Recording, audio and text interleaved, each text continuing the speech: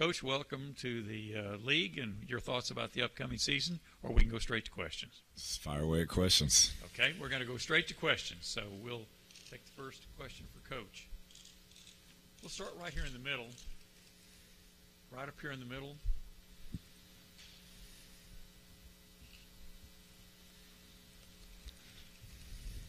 Hey, Cliff. Suzanne Halliburton with the Statesman. Switch venues here. Can you talk about how excited you are to get back to playing Big 12 defenses as opposed to what you just had? Or, just talk on that kind of. Yeah, there's differences in the league, that's for sure. But there's so many great teams. The parity in this league, it's exciting. I think you go in and week out, and everybody feels they have a chance to win this league, and it may not be that in that other one I just came from. So excited to get back. There's great offensive minds, and there's great defensive minds as well, so it'll be a challenge each and every week.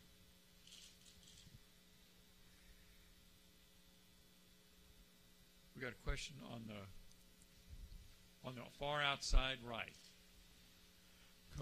Coach, you made some headlines with some comments you made about the no-huddle offense, kind of refuting what Nick Saban and Coach Belima had to say about it. Can you maybe elaborate more as to, how you feel about the no-huddle? Obviously, you're going to run it at Texas Tech. You ran it at Texas A&M. You got Manziel Heisman doing it. Just, kind of what are your thoughts on that whole thing? Yeah, I think that was pretty well documented how I feel. The game evolves and it changes, and you have to play to your strengths. And if we think playing in that style is going to give us an advantage, we're going to do it, and we play to the rules. So everybody's entitled to their opinion, and I'm not saying I'm right. That's how I feel about it. We got a question on the back left. Hey, Cliff, Brian Baldinger here from Fox Sports. When you coach in Lubbock, the wind never stops blowing. I was just curious, arm strength, how important it is throwing the football in that area, in that town, because it can vary within games sometimes, start to finish. And it just seems like if you don't have a real gun, it really affects the way you play offense. Yeah, I think, you look at the numbers that people are throwing for out there under Coach Leach, and even last year they were second in the country in throwing the football. It's more just an attitude. You practice in it each and every day, and you get used to it, and it can psych other teams out. They come to town, and it's blowing 50 miles per hour, and they don't think they can throw. But we do it each and every day, and it's more just throwing a tight spiral. Arm strength, it helps, but if you can keep your ball tight in the wind and be accurate in those circumstances, then you'll be all right. Got a question in the middle.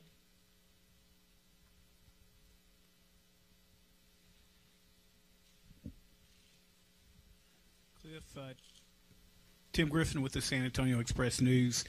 Speaking of tight spirals, I wonder if you can analyze how your quarterback race is breaking out at this time.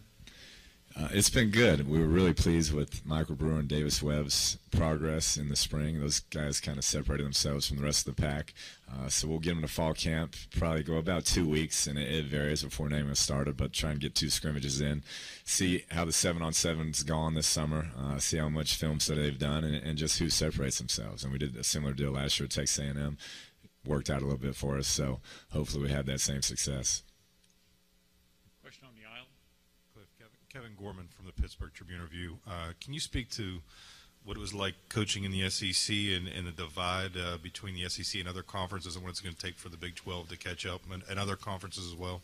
Yeah, I think anytime you won 7 national championships in a row, you're on top, and that's hard to dispute that. But it's great defenses, great coaches in that league, and I feel the same about the Big 12. And I think it's cyclical in a way that in a couple of years the Big 12 may be making the same sort of run. So there's great players all over the country. That league was fun to play in, but I'm excited about this new challenge.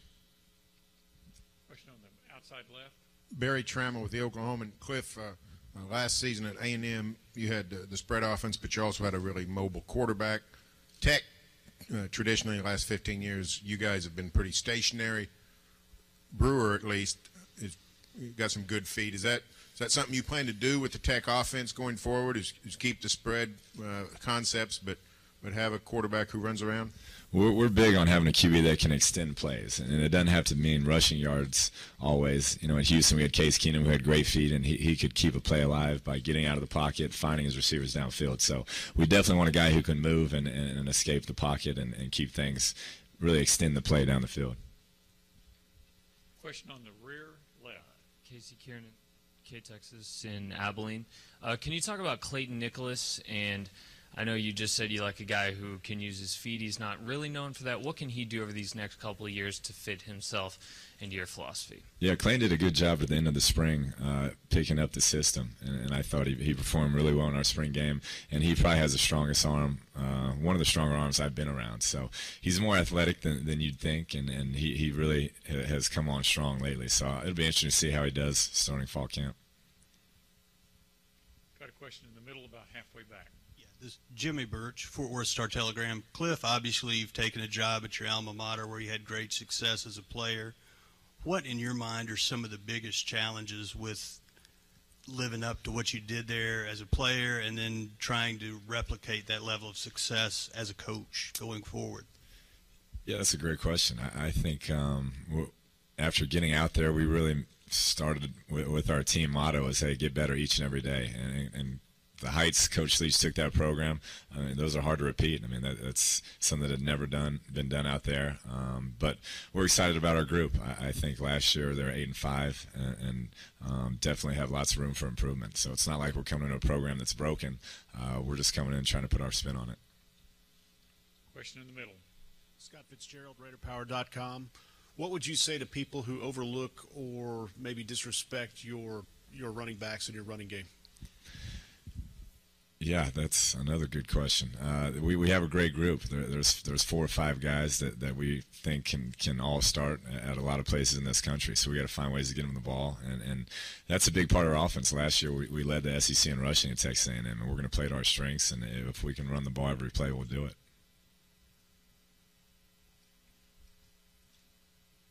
Got a question on the front.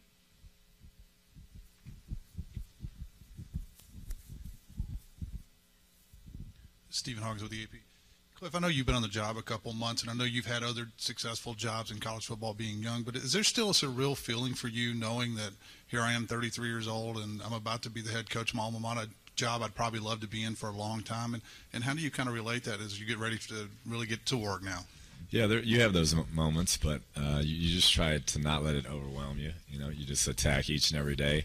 How can I make this program better today? And that's really all I've done since I got there. You know, the first couple of days you get the job, you sit in your office like, what do I do next? But it's been amazing. The reception we've had for Texas Tech and watching all the fans get back on board and pushing this program in the right direction has been incredible. Question in the middle. Joe Yeager, RaiderPower.com. How much on defense are you going to emphasize turnover creation, because that was a serious deficiency last year? That's been point number one.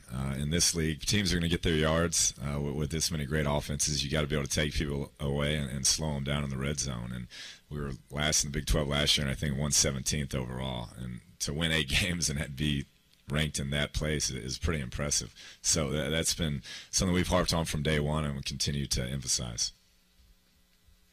We got a question on the front right.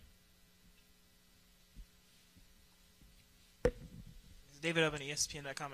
Mentioning those turnovers, we saw Oklahoma State in 2011 and K-State last year put up some crazy numbers. How do you kind of emphasize that, and what can you do, and do you take anything away from what they did and how they did it? Yeah, you saw the success they had with teams that ranked high in takeovers, and you just emphasize it. We have circuits we do, and in practice, they're rewarded for it. Just as much as you can keep it in their minds, hey, when we have a chance to take the ball over and that ball's in the air, go get it, and that's really all we've done. Question in the middle. Louis Ojeda, Fox Sports Southwest. Mike Leach always liked to talk about just focusing on the next game, and Tuberville talked about championships a lot. What kind of message do you send your players? Yeah, we're focused on the next day, actually. I mean, we try to get better each and every day, whether it's in the weight room or they're studying film on their own. Improve yourself as a player and let the wins take care of themselves. And I think by having small goals, that's the way to reach the places we want to be.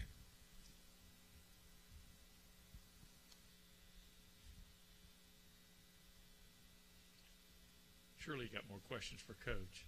It's easy. We go on right here. Front. Hey, Kliff, is it possible to play too quickly, too up-tempo on offense? Have you all clocked it and broken it down how fast you can actually go? We haven't scientifically. We want to push the pace at times, and I guess for the quarterback is the one you worry about the most. You don't want to be a cloudy picture. Sometimes when defense are still getting set, when you're snapping the ball, it makes it tough on them. So you try to minimize their thought process when you are going that fast.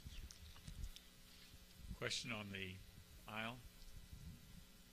Kellis Robinette here with the Wichita Eagle. Coach, with being the youngest coach in the league, are there any advantages to being that young? Do you feel like it helps you relate to players or helps you connect on the recruiting trail?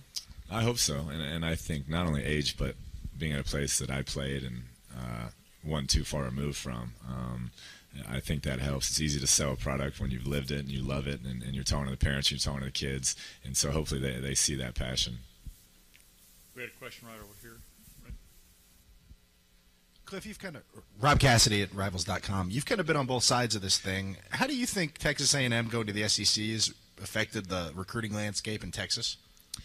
Since they won all those games, it's definitely helped, and I think that's the deal. Had they went in and went 5-7, and you wouldn't have seen the impact that they have. But Coach Tillman's a great recruiter, and all the attention they've received and well received for the year they had, and with what Johnny's done, it's definitely helped them that move into the SEC. No, it hadn't affected us. I haven't seen anything that has changed what we do at Texas Tech or our recruiting. In regards to Texas A&M. On the front. Yeah. Donnie Ernick, the Donnie Sport Football Show.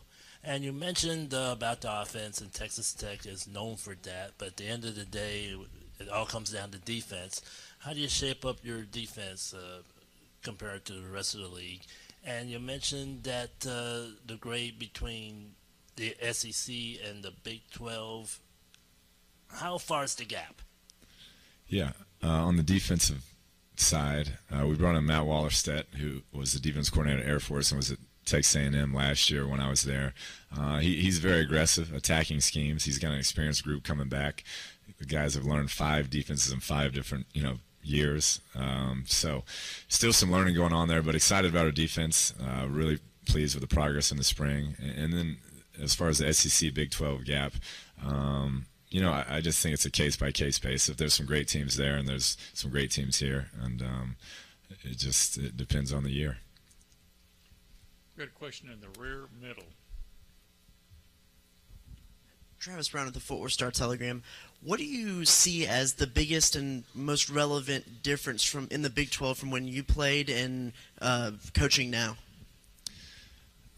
The parity in the league, as far as this year goes, I think, when I was playing, you had Nebraska and was really good, and Colorado was way up there. And, there were 5 and 6 teams probably out in front of everybody else, and now it appears that most of the teams have come back to more of a pack. And I think that's more of a credit to the other teams stepping up than anything else.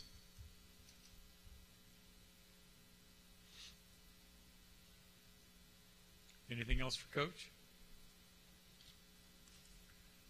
They let you all. We got a question on the outside. Coach, with a new quarterback coming in this year, obviously you had a lot of success at Texas A&M with Johnny Manziel, implementing a new quarterback into the system. Does that experience help you going into this year? It does. It does. Having worked with a younger guy last year, first-time starter, you learn, the good and bad and how much he can handle, how much you can put on him. Obviously, he was an exceptional case, but it definitely helped dealing with a first-time starter last year. Got a question on the left, and then we'll come back to the back. Don Williams from the Lubbock Avalanche Journal. Kliff, how much have you heard from the players with whom you played at Texas Tech and their support of you, and what has that meant to you?